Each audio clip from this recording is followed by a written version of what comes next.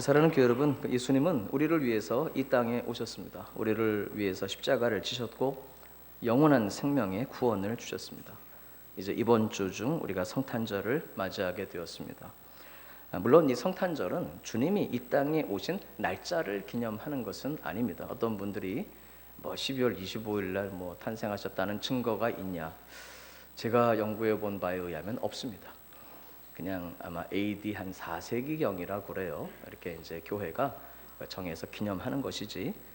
근데 여러분 우리 그 생일도 그렇잖아요. 이 생일이 보면은 예수님께서 이 땅에 오신 날짜를 기념하는 게 아니고 하나님께서 인간에 대해서 이 땅에 오셔서 우리를 구원하시고 한없는 은혜를 베풀어 주시고 우리에게 영원한 생명을 주셨습니다. 할렐루야. 그 사실을 기억하고 그 사실에 감사하고 그래서 그 주님을 기억하고 주님을 기념하고 주님이 인간에 되어 이 땅에 오셔서 나를 구원하신 그 사실에 우리가 감격하고 그래서 그것을 기념하고 감사하는 날이지 날짜를 꼭 기념하는 것은. 여러분 우리 그 인간의 삶도 생일이 그렇잖아요. 생일이 하나님께서 우리를 이 땅에 보내셔서 아름다운 삶을 이루어 가시고 우리를 통해 이루시는 그 우리를 이 땅에 보내셨다는 그 놀라운 사실, 그것을 기념하고 축하하고 축복하는 것이지 날짜를 기념하는 것은 아니잖아요. 생일이 날짜를 기념하는 거라면 그러면 음력이 없는 문화권에서는 2월 29일 날 태어나면은 그럼 생일은 몇 년에 한 번밖에? 4년에 한 번밖에 못 오죠. 그다음에 음력밖에 없는 문화권에서는 윤달에 태어나셨으면 그럼 또 그것도 생일이 또 한참 만에 오죠. 그러니까 날짜를 기념하는 것은 아닙니다. 부활절도 마찬가지죠. 언제 부활하셨다 날짜를 기념하는 게 아니고 주님이 부활하신 그 사실, 모든 절기가 다 그렇습니다. 그래서 이 성탄절은 주님이 이 땅에 오신 그 사실, 그 주님의 사랑과 우리 위에 받으신 고난을 기억하면서 감사와 경배를 드리고 아울러 주님께서 우리에게 부탁하시는 또 결단이 있습니다. 또 결심, 결단을 우리가 주님 앞에 올려드리는 그런 절기입니다. 여러분 다른 절기들도 그렇듯이 이 성탄절도 그날만 감사하고 감격하는 것은 아니잖아요. 예를 들어 부활절도 부활절 그날만 부활의 주님께 감사하고 찬양 드리는 것이 아니듯이 우리는 자꾸 잊어버립니다. 이 땅에 오셔서 인간이 되어 이 땅에 오셔서 나 위에 고난 받으신 그 예수님, 그 은혜와 그 사랑을 우리가 감격하고 감사하고 그 예수님을 영접해서 구원받았지만 또 바쁜 세상 살아가다 보니까 또 세월이 지나면서 우린 자꾸 잊어버립니다. 그 구원의 감격을 잊어버리고 우리가 다 알고는 있지만 감사도 자꾸 또 희미해지고 그래서 이런 절기를 하나님이 우리에게 허락하셔서 잊혀져 가고 혹시라도 잊어버리고 또 타성해졌고 여러분 이렇게 되는 우리 그 구원의 감격, 우리 위에 받으신 그 주님의 그 고난에 대한 기억과 그래서 주님께 드리는 감사, 이런 것들을 이번 성탄절에도 회복을 하고 또 내년 성탄절이 올 때까지, 아니 우리 남은 평생의 모든 세월을 그렇게 감사하며 감격하며 또 결단하며 주님을 위해 살아갈 수 있도록 또 결심하는 그런 이번 성탄절이 될 수 있기를 주님의 이름으로 부탁을 드립니다. 성탄절의 오늘 기록 14절 말씀 보니까 말씀이 육신이 되어 우리 가운데 거하심에 우리가 그의 영광을 보니 아버지의 독생자의 영광이요 은혜와 진리가 충만하더라. 예수님, 말씀이 육신이 되신 예수님, 바로 성탄절입니다. 우리 같이 한번 따라하시면 감사하겠습니다. 말씀이 육신이 되어. 설교의 제목입니다. 첫째로 성탄절의 의미는, 오늘은 제가 우리 교회 여러분께 숙제를 좀 몇 가지 내드릴까 합니다. 이번 돌아오는 수요일이 성탄절인데 또 성탄절 전후로 또 이번 한 주간 또 연말에 또 주간을 보내시면서 제가 몇 가지 여러분 좀 묵상하고 또 생각하실 수 있는 숙제를 좀 몇 개 내드릴까 합니다. 첫 번째, 성탄절의 의미를 좀 생각을 해보면 먼저 인간이 되신 하나님이십니다. 요한복음 1장 1절에 보니까 태초에 말씀이 계시니라. 이 말씀이 하나님과 함께 계셨으니 이 말씀은 곧 하나님이시니라. 말씀이신 그리스도, 예수님은 하나님의 말씀이십니다. 바로 예수님은 하나님이십니다. 태초에 말씀이 계시니라. 이 말씀이 하나님과 함께 계셨으니 이 말씀은 곧 하나님이시니라. 우리 예수님은 말씀이신 하나님이시며 전능하신 창조주이십니다.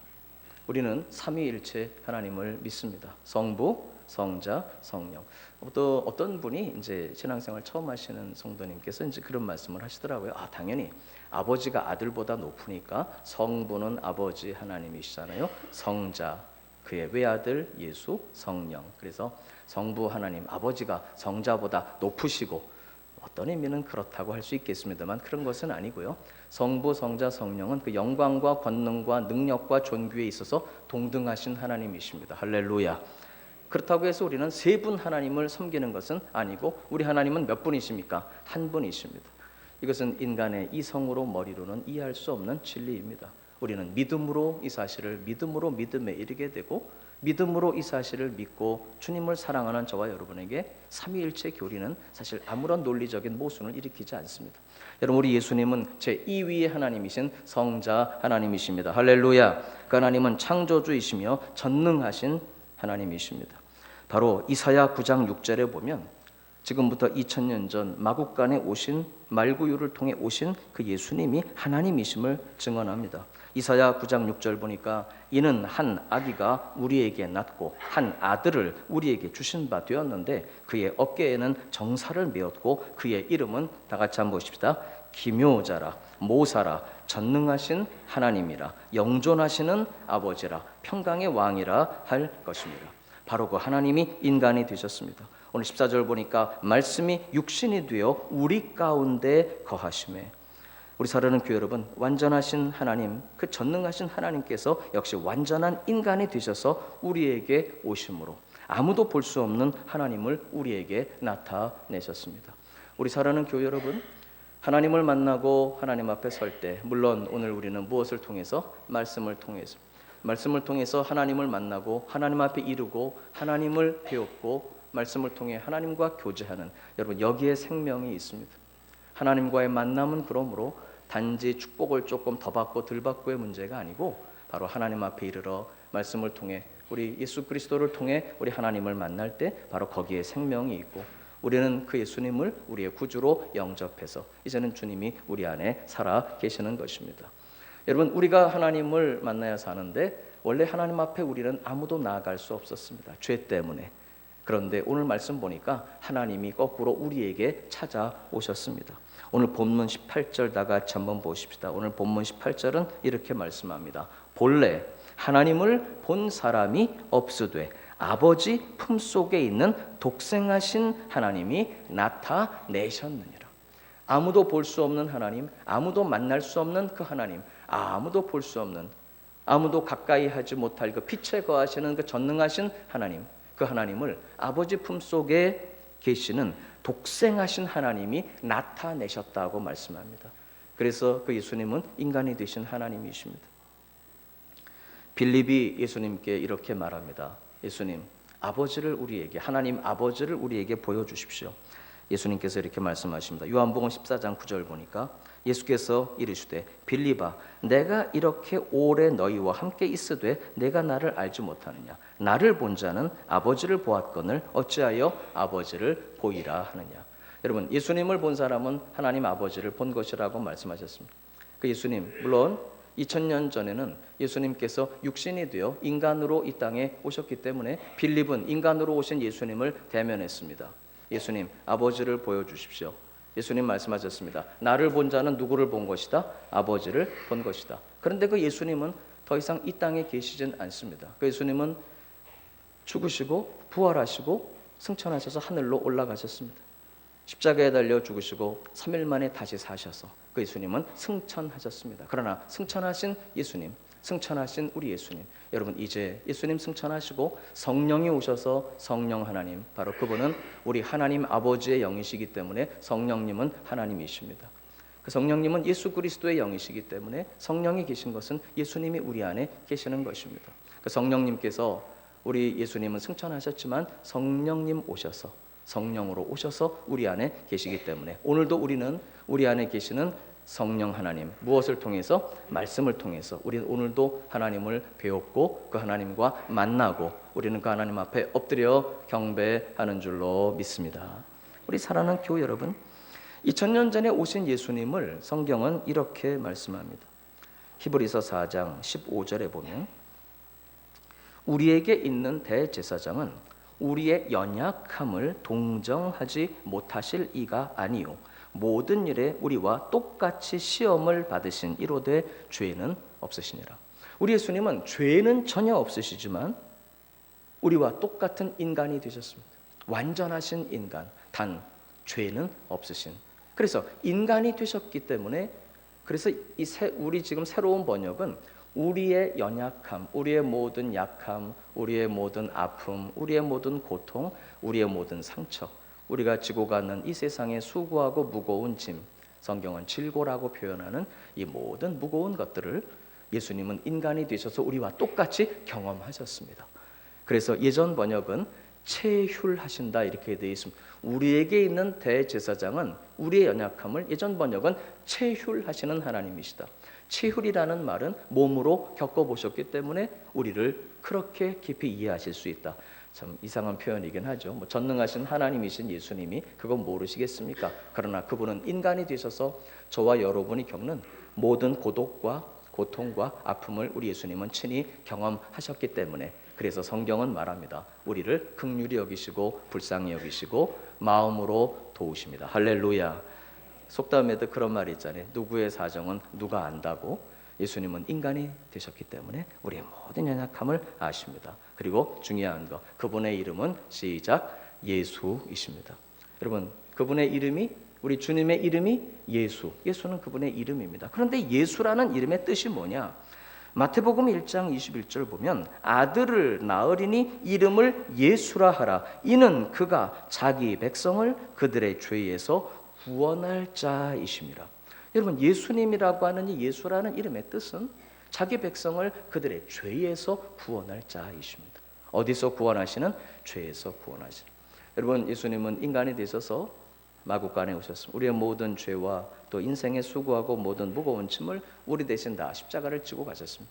인간이 되신 예수님은 우리의 모든 연약함을 당신도 인간으로 경험하셔서 체휼하십니다. 불쌍히 여기시고 여러분을 가장 깊이 이해하시고 저와 여러분의 아픔을 깊이 동감하시며 도우시는 하나님이신 줄로 믿습니다. 그러면서도 오늘 제가 드리는 숙제는 우리 주님의 이름이 예수라는 것입니다. 예수라는 이름의 뜻은 자기 백성을 어디에서? 그들의 죄에서 구원할 자이십니다. 제가 1부, 2부도 그런 제가 좀 예를 하나 들었는데요. 3부 때도 제 얘기를 잠깐 그냥 좀 드릴까 합니다.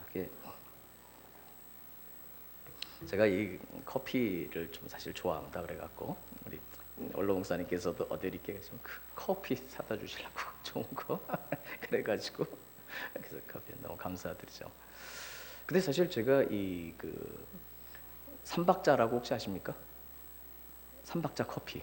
사실은 제가 그것만 평생 마셨는데 제가 청년 사역을 계속했잖아요. 몇 년 안 됐습니다, 사실.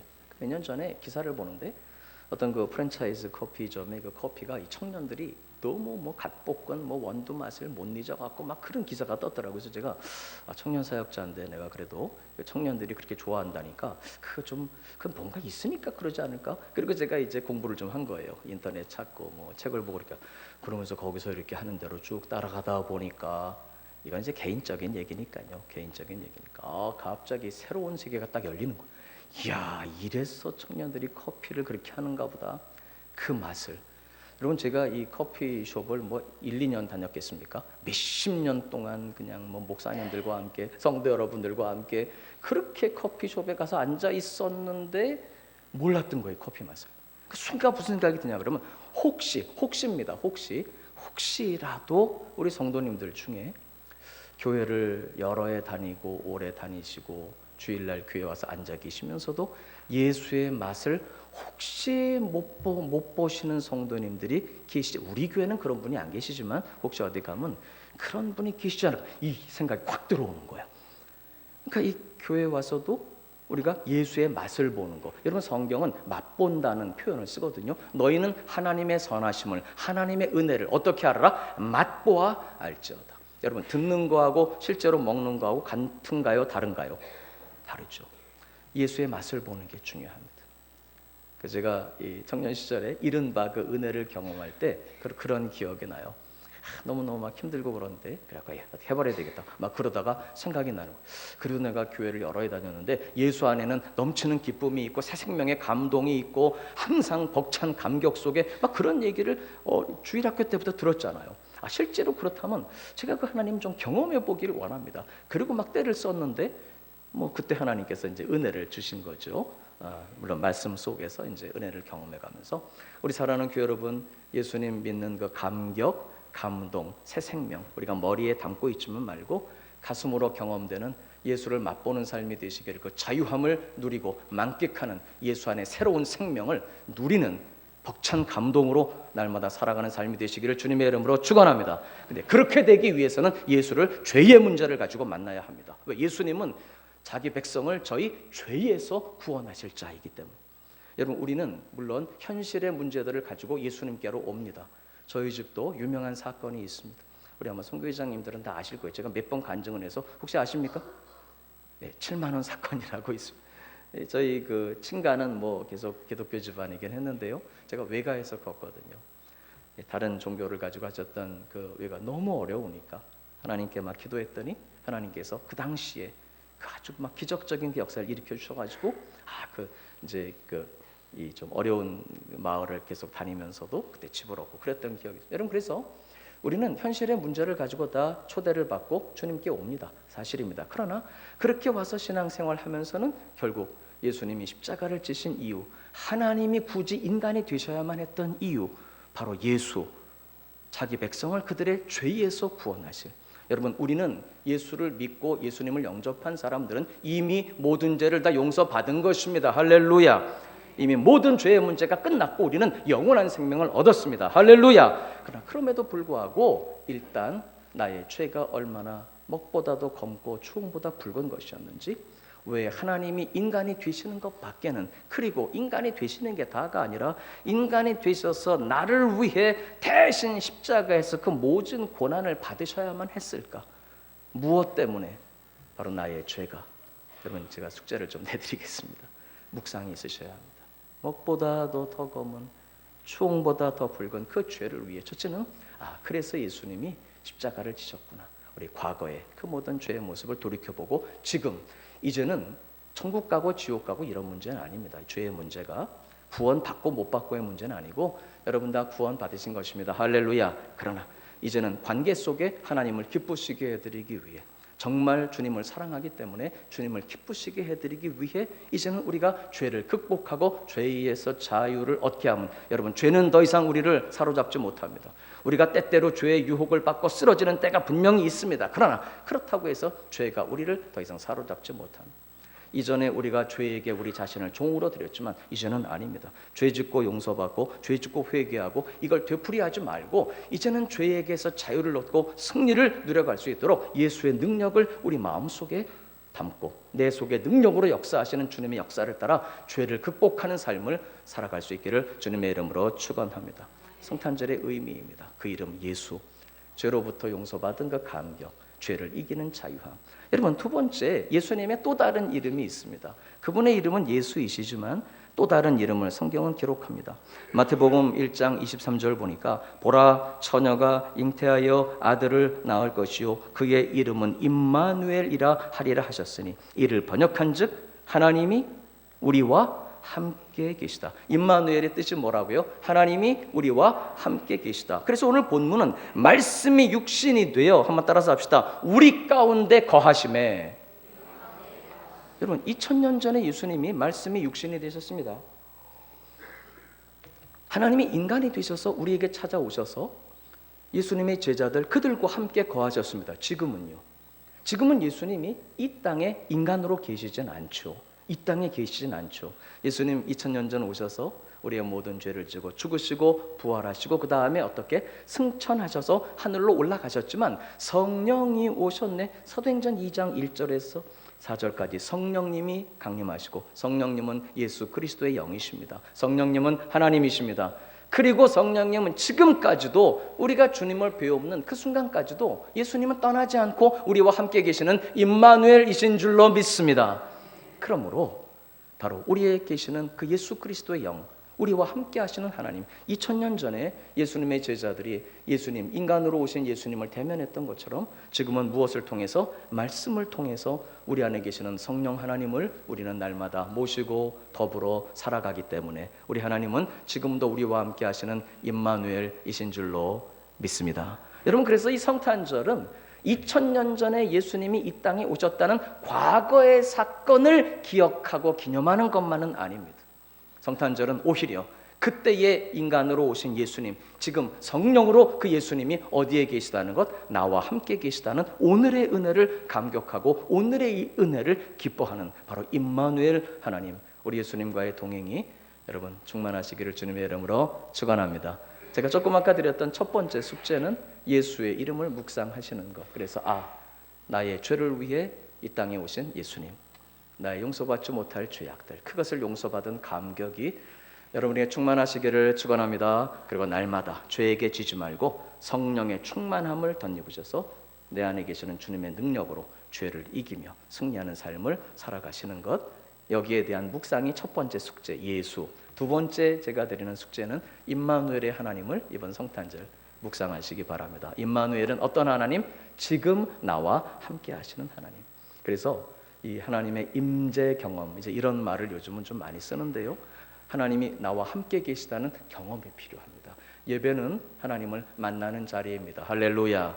단지 어떤 설교 좋은 말씀 듣는 시간이 아니고 살아계신 하나님을 만나는 시간입니다. 이 자리에 어디 앉아 계시든지 하나님은 지금 여러분을 만나주고 계십니다. 우리가 믿음이 어리고 약할 때에는 경험하지 못하는 것뿐이에요. 아기를 안고 100일도 안 난 아기 까꿍까꿍 뭐 하면서 뭐 먹었니? 아무리 얘기해도 아기는 못 알아듣죠. 배고플 때 그저 칭얼대는 것뿐이죠. 그러나 엄마는 끊임없이 얘기합니다. 엄마가 아기를 만나주지 않는 게 아니거든요. 단지 아기가 어리니까 엄마와의 만남을 느끼지 못하는 것뿐이죠. 우리 하나님은 임마누엘 하나님, 우리 예수님은 성령으로 오셔서 지금 저와 여러분을 만나고 계시는 줄로 믿습니다. 그래서 여러분 성경을 읽는 것 중요합니다. 말씀을 읽고 그 다음에 기도하고 특별히 찬양 중에, 우리 하나님은 찬양 중에 거하시기 때문에 이 찬양의 직분이 얼마나 소중한지 제 생각은 그렇습니다. 천국 가면은 나도 그때 성가대 좀 할 걸, 나도 찬양 좀 열심히 부를 걸, 싱어 좀 설 걸. 여러분 그래서 그때 가서 후회하지 마시고 성가대 많이 지원하시고 할렐루야. 이스라엘의 찬송 중에 하나님이 거하신다고 시편 22편에 써 있어요. 여러분 그 유튜브 요즘 젊은 분들 또 이렇게 많이 하시잖아요. 하시는 분들 뭐 또 들을 거 들어야 되겠죠. 근데 저는 제일 좋은 게 찬양을 듣고 또 함께 찬양 부를 수 있고 또 모르는 찬양 배우기도 하고. 여러분 찬양 중에 하나님의 임재를 늘 경험해 가시기를 축원합니다. 성탄절의 묵상입니다. 나와 함께 하시는 예수님. 그래서 2000년 전 과거에 마구간에 오신 그 예수님, 그 사건만을 기념하는 것이 아니고, 그래서 그 예수님이 변함없이 나와 함께 거하시고 우리 가운데 거하심으로 그분은 은혜 위에 은혜를 베풀어 주시는 분이십니다. 할렐루야. 은혜와 진리로 충만하게 하시며 오늘 본문에 보면 은혜 위에 은혜를 주시는, 그러므로 임마누엘의 하나님을 묵상하시고 특별히 그분은 성령님이시기 때문에 성령의 충만을 사모하며 많이 기도하시는 이번 성탄절이 되시기를 주님의 이름으로 축원합니다. 마지막 세 번째입니다. 성탄절의 또 하나 의미는 오늘 본문에 있는 말씀처럼 말씀이 육신이 되신 하나님이십니다. 오늘 14절 말씀이 육신이 되어, 이것을 하나님이 육신이 되셨다는 이 사실을 한자 표현으로 성육신 그렇게 말합니다. 여러분 우리는 예수님의 제자입니다. 제자는 스승이 가신 길을 따라가고 스승이 하신 일을 해야 제자가 됩니다. 물론 오해하셔서는 안 될 게 이 성육신, 하나님이 인간이 되시는 성육신, 그리고 우리의 죄를 십자가에서 구속하신 이 역사는 예수님만 하실 수 있는 일이지 우리가 흉내낼 수 있는 일이 아닙니다. 절대로 성육신은 우리가 흉내낼 수 있는 게 아닙니다. 그분의 구속의 십자가, 예수님만 하신 일입니다. 절대로 누구도 흉내낼 수 없습니다. 단 예수님께서 성육신 하시고 고난을 받으시며 우리 위에 십자가를 지고 가신 그 길을 우리도 예수님의 마음 정신을 따라 그런 자세를 가지고 그 예수님 가신 그 길을 그렇게 따라가는, 바로 이것을 성경은 말씀합니다. 우리 사랑하는 교회 여러분, 성육신은 예수님만 하실 수 있지만 베드로전서 2장 21절 보면 이런 말씀이 있습니다. 이를 위하여 너희가 부르심을 입었으니 그리스도도 너희를 위하여 고난을 받으사, 그 다음 한번 보시죠. 너희에게 본을 끼쳐 그 자취를 어떻게 따라오게 하셨느니라. 여러분, 그래서 우리는 예수님 가신 길을 따라가는데, 우리가 예수님 따라가면서 우리가 가져야 되는 그 중요한 자세가 바로 성육의 자세입니다. 우리말로 성육 그러면 이건 사실 예수님밖에 못 하셔요. 말씀이 뭐가 되셔야 되니까 육신이 되신. 근데 좀 죄송합니다. 영어로 표현하면 이것을 영어로 incarnation이라고 하는데요. 동사는 incarnate, 성육하다, 성육.